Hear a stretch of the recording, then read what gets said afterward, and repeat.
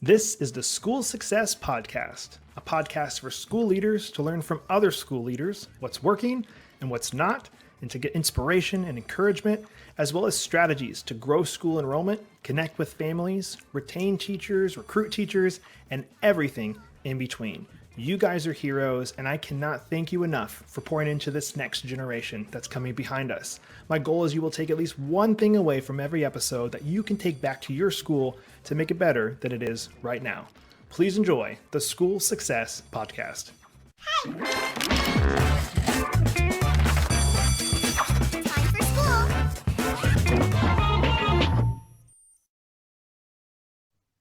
This episode is brought to you by our friends over at America's Christian Credit Union. This year, they're celebrating 65 years of service, and they're a credit union that specifically provides essential school banking services and an amazing tuition financing program for schools to reduce risk and administrative burden. You can check them out online, americaschristiancu.com/schools. That's americaschristiancu.com/schools. They are amazing. You need to go check them out. And now, enjoy today's episode. Hey, school success makers. Welcome to another edition of the School Success Podcast. I'm your host, Mitchell Slater. I'm joined by a friend of mine out of the great city and state of Kansas City, Missouri, Mr. Darrell Jones. He is the president of the Herzog Foundation, which is an amazing organization that comes beside and partners and helps Christian schools get started, get some training that they need to be a better school. And I'm going to pass it off to him in a second to introduce himself. But before I do that, I do want to highlight our amazing sponsors over at America's Christian Credit Union. They're incredible. And if you've listened to past episodes, you've heard me do this spiel before, but I love to highlight them because they offer some amazing things to schools, specifically Christian schools. And they are essentially giving you school banking services, tuition financing programs for your school to be able to reduce the risk and administrative burden of having to chase after people for saying like, hey, can you please pay your tuition rate or whatever it is? They make sure that that doesn't have to happen anymore. So what they can do is if a student is interested in going to your school, the family can actually get a financing loan through the credit union, and then you get your money as a school up front, and they take care of it and on their side, and you just focus on teaching and educating the students. So it's a win-win for everybody involved. And if you're interested in taking advantage of that, you can find them online at americaschristiancu.com/schools. That's americaschristiancu.com/schools. Well, this guy needs no really introduction. He can talk my ear off. He's become a really good friend after I met him a couple months ago in Missouri. But Mr. Darrell Jones, welcome to the School Success Podcast, sir. Mitchell, it is a pleasure to finally get opportunity to be with you. We've been talking about it and just making the calendars and the schedules work. So thanks for your patience and bringing it all together. It's great to be with you. It's going to be a fun time, Darrell. I'm glad we finally got to get connected. I know calendars in the line. You were sick last time. I was like, man, this guy just doesn't want to talk to me. I know that's the way it came across, but not the case at all. I really enjoyed. We had dinner together, 3 months ago, and really enjoyed the time and so appreciate where you're at this stage of your life, and certainly as a husband and as a father, but also, your heart for people, your heart for schools. And so, given the invitation, I jumped at the opportunity to be with you. Appreciate it, man. Well, I like to start every podcast the same. And it's always, if I was to come visit you in Kansas City, what would you be like? Mitchell, you have to do this to have a full Kansas City experience. Oh, Kansas City barbecue. I mean, okay. Come on. I was just with some guys. No joke. They just caught a plane back to Long Island, New York, but we had to stop and have some barbecue because you're in Kansas City. I mean, that and a Chiefs game, that's, come on. Are you familiar with the Kansas City Chiefs? I am. The 2-time Super Bowl champions. Those are the ones. Yep, those are the guys we're talking about. Man. See, I'm a diehard Chicago Bears fan, which last year, I tell people last year, we were number one. We were the last. We got number one pick last year. And then we traded it. Happens, man. Trust me, we had a 50-year drought, brother. I get it. And really right now, with baseball season going on, we talk a lot about football season around here. The Royals are that bad? They're having a hard season. They're wonderful people, but they're really having a hard time. So go for it. Oh, man. Yeah. Well, obviously, so when I come visit, I'm gonna get some barbecue because I've never had a Kansas City barbecue. I don't think so. That sounds delicious. I would love that. Yeah, I would absolutely love that. Good. I would love to hear a little bit, and I've heard some of this, but for those that are listening, a little bit of background on Darrell Jones himself and how he got to be at the Herzog Foundation. I know your background is, of course, being a pastor for many, many years, but give us the background on Darrell Jones before we dive in. Well, yeah, I pastored in just north of Kansas City here for 35 years, and it was a wonderful run. 11 years I was the full-time youth minister, and then transitioned into the senior pastoral role reluctantly, but really felt like God was moving me in that direction, and so took on that assignment and did that for nearly 25 years. And then from there, stepped into this role with the foundation 2.5 years ago almost, as the foundation was really beginning operation. I was invited to come and to be a part of the leadership of establishing what is the Herzog Foundation and what do we do. And it was a very difficult decision for my wife and I. We loved the congregation that we were a part of and weren't looking to leave at all, but really felt like the Lord was opening a door nationwide to really help instill youth discipleship through Christian education. And so, we made the leap, and here I am talking to Mitchell Slater on your podcast. Are you kidding? What universe have I stepped into? Man, the Lord works in mysterious ways, right? That he does. So let's talk about the Herzog Foundation. Before we dive into typically the same three questions I navigate through, what is the Herzog Foundation, and who is this Herzog guy that started this foundation before he passed or after he passed away?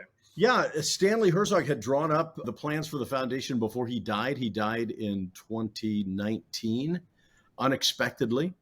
And he had put in place that when he died, the whole of his estate, really hundreds of millions of dollars, would serve to advance K through 12 Christian education across the United States. And so he had appointed the three people that he wanted to be the board of the Stanley M. Herzog Charitable Foundation. And honestly, it's a lifetime appointment for them. He trusted them. He knew the way they thought. And so he wanted them to manage the affairs of the foundation as the board. And so I was the first hire in January of 21. And today we have a staff of 25 full-time employees. And we're really looking within the wild west of Christian education, where there are all of these islands across the country and really around the world, but looking at how we can take Mr. Herzog's resources and pool them here and invest here and, plug some holes to raise the tide so that Christian schools across the country can grow. And so we've really identified three lanes that we're operating in. The first one is the Lion.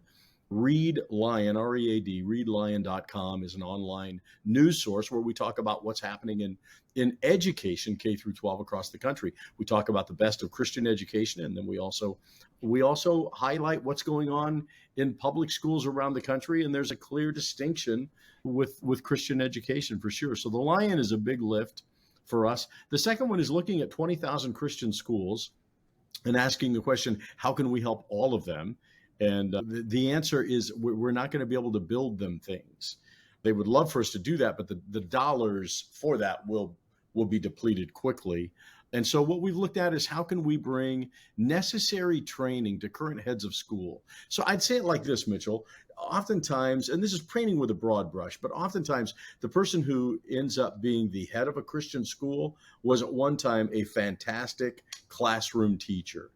And so now they've been moved out of the arena where they're really competent, qualified, passionate, and now they're responsible for running a small business. And what made you a great classroom teacher are not the same skills that will make you a great small business manager. And so oftentimes in the areas of donor development, they don't have a lot of experience in that. They've been classroom teachers. Marketing and enrollment, how do you market your school? Strategic planning, where are you going in the next 5 years and what's your plan to get there? Culture building and people management, how are you finding good teachers and how do you hold on to them when typically in Christian schools, in education generally, the paycheck is not the catalyst that holds them. In Christian schools, it's the culture that you build more so than the paycheck that keeps good teachers teaching and in step with their mission. And then the last one is really board and administrator alignment, so that everybody is, working from the same playbook and moving the wagon in the same direction. So what we've done is we've created 3-day intensive trainings for each one of those 5 topics. And it's a lecture lab format where we're giving training to heads of Christian schools across the country, that any one of those or all of those that would be beneficial for you. Here's what we say: you get to the training on your dime, but then we'll cover it from there. So we bring the experts in on our dime. We secure the venue on our dime. We put you up in a Marriott on our dime, and we feed you on our dime. And all of a sudden, every Christian school in the country has opportunity for professional development in those areas where they feel least qualified. And so that's a major lift for us as well.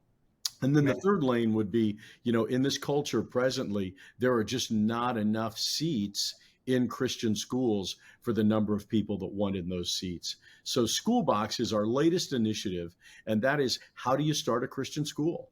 If the two of us and our wives decided we wanted to start a Christian school, how do you do it? Where do you start? Schoolbox, HF Schoolbox, Herzog Foundation, hfschoolbox.com is an online platform that we could log into, and it would plot for us the roadmap as to how do we start a school, state specific, based on the kind of school we want. Do we want a typical 5-day-a-week K through 12th grade school, or do we want a 2-day-a-week hybrid school? Or do we want a 5-day-a-week one-room schoolhouse? Do we want a classical Christian school? Do we want a traditional Christian school? Are we putting our Christian school as a part of a church ministry? Are we independent of a church ministry? Schoolbox is able to make those modifications to give us exactly the roadmap that we need to launch the school that God's put on our heart to establish and to birth. And we think the secret sauce is going to be, once the two of us and our wives tell the Herzog Foundation what kind of school that we want to start, then the Herzog Foundation will find somebody in our vast network of educators, and we'll find somebody who's running the exact same kind of school that we want to start. And the Herzog Foundation will pay that head of school to coach our launch team in starting that school. So when it comes down to what curriculum do we need for this kind of school, the person that's coaching us runs this kind of school. They can tell us the pros and cons and what would be best, even in terms of recommendations. So Schoolbox is our most recent initiative. We rolled it out 2 months ago in Annapolis, Maryland, at a conference with ACCS, Association of Classical Christian Schools. And interestingly enough, to date, right now, as of this podcast, we have 60-some schools with mentors in Schoolbox preparing to launch Christian schools in the fall of 2023. We've got another 20 plus in queue for 2024. So, in 2 months, we're amazed with, the receptivity, but even the usage at such an early stage of the game. So you guys haven't really been doing anything. It sounds like the last. And that's really all we do. Other than that, we really don't do much at all. We just kind of sit around and we're 2.5 years old, not quite 2.5 years old, and we've got a lot going on. But for such a time as this, right? That's what the Bible says, and we do feel like there's an opportunity right now where the iron's hot, and we need to help Christian schools do their mission and help parents understand the options that are available, as well as helping launch more Christian schools so that people won't be turned away. There's a place that they can go. I love this resource, and I love that it's solving a problem. Like, I know that's why I got into business in the first place. Is like, what's the problem out there that I can solve? Sure. And you guys kind of did that. I know, like with the Herzog Foundation starting, it's like he saw a need before he even passed away of like, I want to solve this problem and grow something that I have a need or a desire for. And that's exactly what you guys are doing and solving those problems. So I absolutely love it. And I'm hoping it just continues to grow. And so obviously there might be people listening that are asking, they're going to ask this question, Darrell. So he left this money to start this foundation. what if the funds dry up? What if it's just like we're pouring out all these resources? Is there a way that the Herzog Foundation is going to be around for forever, for years and years to come? Yeah. What Stan wanted was he wanted his dollars spent within a 20-year period. So we're not quite 2.5 years into that. The meter's running. That's why we move so quickly, and let's get going. The meter's running and we've got a work to do. But the money will be there for 20 years for sure. And we already have, even within 2.5 years, it's interesting the number of people who love what we're doing and want to invest in it. And so we have folks that are actually donating to us so that when Stan's money runs out, the mission continues. One of the cool things about this mission is we don't charge anything for any of our resources. There's no subscription that you have to pay for readlion.com. There's no money that you have to pay to come to our training, other than we believe you need to be invested enough in your own professional development to get there on your dime. But we cover the expenses. And then with Schoolbox, we cover, we built the platform, we put the roadmap together, we pay the mentor. There's no cost for anyone to use it at all. So it's kind of a neat mission. It's certainly unique. And it's always going to be there. I feel like it's always going to be a need that is needing to be solved. So yeah. I love that you guys are there as a resource for that. And I think it's a perfect segue into the three main questions we like to go through. First one being challenges. So obviously with what you've been doing, you have talked with many, many schools, many associations. Mm-hmm. What have you kind of seen continue to pop up as challenges that Christian schools are facing right now? Well, it's an interesting day that we're living in. I mean, American culture is certainly in some form of interesting transition. What is it transitioning to? I don't really know, but I do know that there's major backlash, there is concern. And honestly, we are seeing just an amazing, really an exodus out of public schools. I talked to educators that are leaving public schools. They say a couple of issues. One is they feel like that the discipline issues are beyond their ability to manage classrooms. But the other thing is oftentimes they feel like that their faith, their values, and their occupation have now hit a collision course. And so interesting, the number of teachers that are leaving the profession or are leaving public education and moving to private and Christian education. We're seeing it, with students, across the country that are leaving. You're seeing these ESAs and these opportunities that legislators are passing across the country to give parents additional options beyond public education, which honestly, at record levels that I never dreamed I would see in my lifetime. But there's just this we're at an interesting point in American history. And as a result of that, some of the challenges are, number one, a cultural shift where, there's just really collectively an intolerance for Christian faith and Christian values across the country. And that's certainly a challenge that Christian schools are facing. But it's also the best of times. There are record enrollments across the country in Christian schools. And so, schools that have never had waiting lists are now having waiting lists.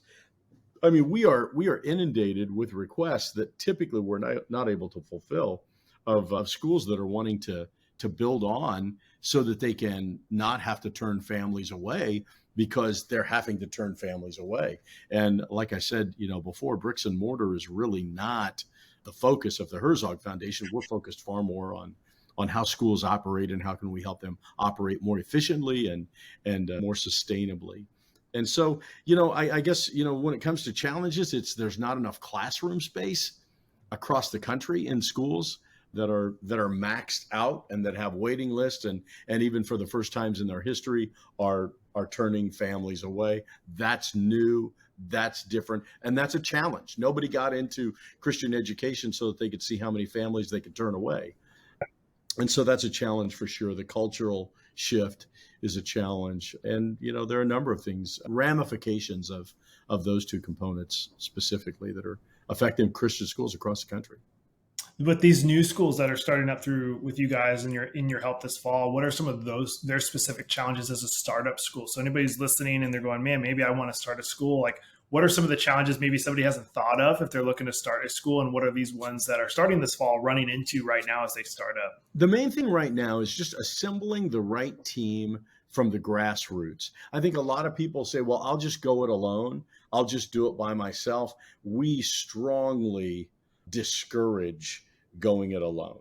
Bring a team around you so that collectively you have fewer blind spots. When it's just me, I have my way of doing things and seeing things. And so there are a number of areas where I'm blinded to. I was talking with one of the staff here yesterday, and we were just talking about, good practice is to hire around your weakness. Don't duplicate yourself. You are you. How many yous does your organization need? What your organization needs are people who see things differently than you do, so that collectively you see the whole picture and the bigger picture. And so, with startups, it's finding the right people that are willing to invest their time and invest their talents and invest their treasure in let's launch this new school that's never existed before. And then, as a result of that, once you put the team together, then about everything else with God in the middle of it can be resolved. I would say this to you as a young father and as a married man myself. My wife and I are coming up on really a pretty cool anniversary of our wedding.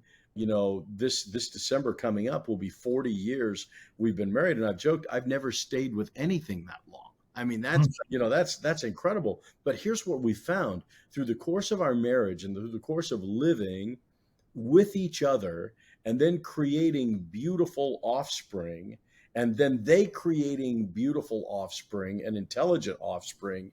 There are challenges along the way, but with God in the middle of it, as we continue to walk through, what I will tell you is 40 years later, we're still moving forward. She is still my best friend. And Mitchell, if she were to call me right now, I'd probably take her call.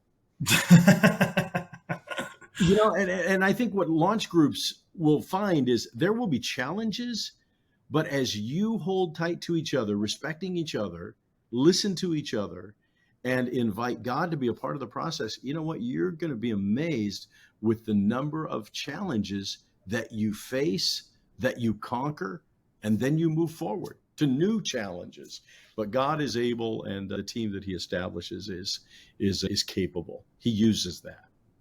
Love it. Well, we talked about challenges. Let's brag on what's going on right now with the Herzog Foundation and schools that have used you guys. What's going really good? Let's give you a chance to share some cool win stories. Well, I'll tell you what's exciting is when I was talking to educators early on, the first 3 to 6 months of my tenure here, I traveled the country and talked to just some amazing heroes in Christian education and asked them, where were the areas that you felt least equipped to handle? And we talked a little bit about those, donor development. I have yet to find the educator or the head of school who says, you know what, I just woke up one morning and I thought, I want to raise dollars for something. That's what I want to do for a living. I want to be a donor development director. No, across the board, they wanted to be educators. They wanted to teach kids. But now they've been promoted to a position that fundraising, that donor development is a major part of their role. And oftentimes they just feel inadequate.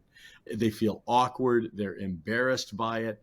And frankly, they're just not very good at it because they don't like that part of the job. So as we then were able to create these intensive lecture lab 3-day trainings where we walk you through the nuts and bolts, the practical aspects of how do you build a donor base and how do you make the ask and how do you tell your story and what do they want to know and what do they not want to know and in what kind of order should I tell it and all of those things.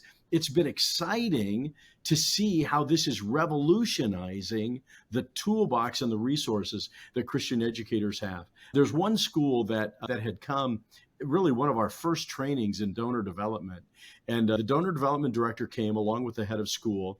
The donor development director had been in donor development for 20 years in Christian education. And so she came to our event thinking, well, what am I going to learn? I mean, I do this for a living.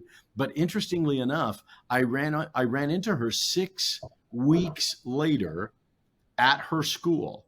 And she came up to me and said, oh my gosh, do you remember me? I said, I do. I said, donor development. She said, yeah, right. I said, was it helpful? Did you get anything out of it? She said, oh my gosh. She said, I've been doing this for 20 years. She said, there's a building right outside here that we're in the process of building.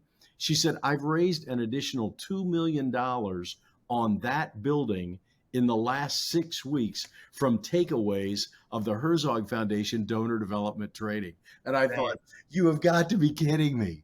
And what is cool is typically when a head of school comes to one training, they typically come to all 5 because it's not a lot of philosophy. It's really the nuts and bolts of how do I do this piece that I came to this training for. And so we're getting great feedback. And honestly, we're going to be celebrating as a staff. The whole staff is going to take the end of the day. We're going to take the late afternoon off, and we're just going to go celebrate. We've had now over 1,000 educators from 43 different states that have gone through our trainings. And so we're and we've been doing this for 18 months. So it's just very exciting to see how God's hand is on it. And we're getting some great response from all of them. So much so that now many of these heads of school are saying, but what about our teachers? There's not a lot of professional development for classroom teachers. What do you have for classroom teachers? And so now we're in the process, in 2023, we'll do 50 of these trainings for the administrators. And we're looking at in 2024, we'll likely do 50 trainings for classroom teachers in Christian schools. So 100 trainings a year. Chop, chop, the meter's running. Let's talk about it when we're dead. We've got a work to do. We've got 17 and a half years now to advance Christian education. So it's exciting. It's very exciting to see how it's all coming together. Man, you guys are staying busy. I love the win of the $2 million extra. Do you remember was there one thing that she's like, this one thing she got from it that was like what got her to get the extra? Was there No, what she told me, she said, I've gone to these kinds of things before, but never like this. She said, what separates what you're doing at the Herzog Foundation is you're not just talking about philosophy of here's what could be. You're telling me how I need to do it. And the other component is that we don't just put the sage on the stage and have them talk for 3 days. We do a 30-minute lecture followed by a 30-minute lab, followed by a 30-minute lecture, followed by a 30-minute. And for 3 days, it really is lecture lab. Okay, we've talked about it. Now you contextualize it for your school. And the coaches walk around and help the guests in that process. So I think it's the whole environment, the pedagogy of it, the style of teaching and learning that's taking place, coupled with content that's very needle moving in nature and not just philosophizing about it or talking about how hard it is. But let's roll up our sleeves and let's do it. I'm glad you're doing hands-on stuff because that is the best way to learn. I mean, I was teaching a class last week on how somebody could structure their website to grow their enrollment. And I didn't just talk and then hang up. I talked and I said, okay, guys, give me your websites in the chat. And they give me their chat and I live screen share. And I was like, here's what I would change on your site. Like take notes and like more hands-on because I don't know. I'm the type of person, if I go to a presentation, it's just slides on a screen and I'm watching it. I'm like, all right, like I might get something out of it. I'm way better with hands-on, like a hands-on approach. So super glad you guys are engaging with them in that way. Wow. Very cool. Very cool. Well, I like to typically last question wise, and we can still mingle because I have a couple other things for you, but if you were to share a piece of advice with other school leaders that are listening to the podcast right now, what would that piece of advice be?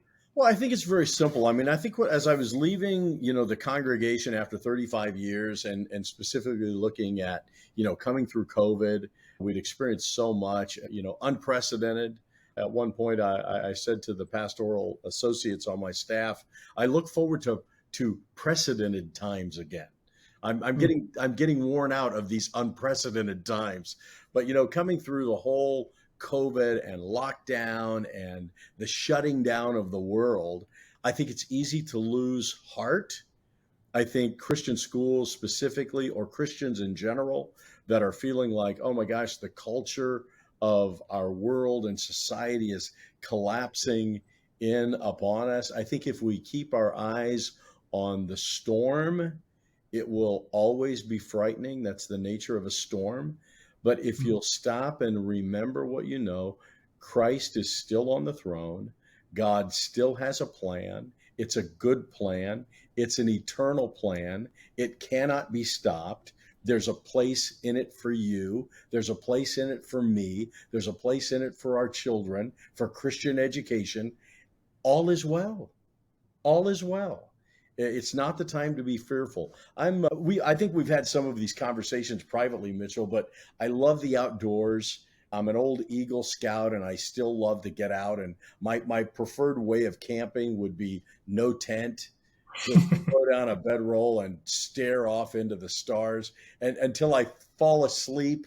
And then when I wake up, oh my gosh, the Little Dipper was over here, and now it's over here. And I love that. I absolutely love that. But what I observed was when I stare off into the night, I never stare at the darkness. What captures my attention is the light. And I think if we're not careful, certainly as followers of Jesus, we can find ourselves staring into the darkness and we don't see anything clearly. But if you'll look for the light, you will be amazed. There's a lot of light. And I think sometimes we just get distracted by staring at how challenging it is, how difficult it is. And I think it's easy for us to lose sight of the fact that, hey, we're a part of something that is eternal, that will never end. And we're going to be okay. All is well. And so, that would be my advice to those listening today, that, hey, you know what? Based on your spirituality, your own faith, your own salvation, if you are with God, He is with you, and you're going to be okay. It's all good. He has a plan, and it's not going to end with you on the short end of the stick. Man, Pastor Darrell coming out right there. I feel like I need to take an offering. What in heaven's name? You reminded me of, I was actually just last night, a message at our church was talking about, I love the analogy he used because it's one of my favorite movies, actually. Have you seen it? Now, you might have watched this with your grandkids, but the movie Inside Out from Disney. Have you seen that movie? I have not. I guess I should put it on my list. Yeah, put it on the list, watch with the grandkids. So I actually, remember watching it the first time with my wife, and I was like praising this movie, and she's like, it was okay. And I was like, no, this is so good because it depicts the human brain, and there's all your emotions inside, but each emotion is a little cartoon character. So there's joy, anger, disgust, fear, and sadness, and all these things are in your brain. And the little girl's growing up through puberty kind of. So she's joy is the one, she's happy as a kid, but then sadness starts to come in and says oh no, I think we should be sad here. She's like, no, why are we going to be sad? We need to be joyful. And so he's using this as an example last night in this lesson from church. Was we have joy as a choice. We have to choose joy. You have all these other emotions and things in our mind, but we have to choose joy. And so you're talking about the darkness, remind me of that, of we can choose to be sad. We can choose to, obviously sadness is not bad. Obviously emotions came from God, but I thought that was really good last night to think about, I need to choose joy. That's really good. Yeah, that is really good. That's really true. I agree. I think I could go to your church. Oh, all right. Yes. You need to watch the movie and then tell me what you think. I will. Absolutely. You've got me intrigued for sure. That's good. So, Darrell, man, before we close it out, I'd love to say, is there any final things you'd love to share about Herzog or anything else that you guys are doing there or a way for people to connect with you guys? What's the best way for you to do that? I so appreciate that. Yeah. Herzog Foundation, HERZOG, Herzog Foundation.com, not org.com, HerzogFoundation.com. All things Herzog. You can find out more about the Lion and what's going on across the country in education. You can find out more about our trainings if you're leading a school or in the process of creating a school And any of these trainings would be a benefit to you. As I've told you, there's no charge to them. You just have to get on the list. We only take 30 schools at a time. We have a waiting list, every one we do. That's why we're doing 50 this year. Just go to the events tab on our website and you'll see what are the upcoming events. A third of them we do on the road with some wonderful partners that love what we're doing, that we've created great partnerships with. 2/3 of them we do right here in the middle of the country in the Kansas City area. So we'd love to have you be a part of that. Or if you and a handful of people from your church or your neighborhood or community are saying, we need options. We need a Christian school in our community. Either the ones that are here are full or we're in a rural area where there are no Christian schools. hfschoolbox.com. You can link to it from our herzogfoundation.com website, but we'd love to help you launch one and start and create a new option and a new opportunity for your neighborhood. That is our mission. That's what we hope to accomplish, advancing K through 12 Christian education across the country, and we'd love for you to partner with us. Love it. Well, Darrell, I've loved that we finally got to connect. I love this conversation. I love what you're doing.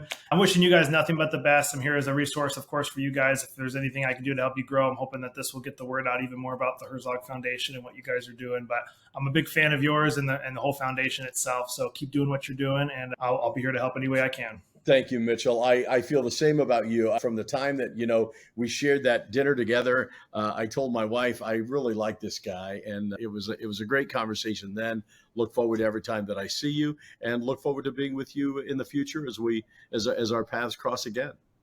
Love it. Thanks, brother. All right. Well, another huge shout out and a thank you to Darrell Jones for taking time and being on the podcast today. I love what he's doing over at the Herzog Foundation, and I love what the Herzog Foundation is doing. So please go check out them online and all the different resources that they're providing free of charge, of course, guys. So a lot of really cool things. So Darrell, just again, thank you for hopping on the podcast today. And then another big shout out, of course, to our sponsors, America's Christian Credit Union. Just really appreciative of them and their support and what they offer to Christian schools. You can check them out online, americaschristiancu.com/schools. That's americaschristiancu.com/schools to go check them out and what they offer. You guys have heard this spiel before, but of course, if you have Facebook, please go over and join our private Facebook group just for school leaders called School Success Makers.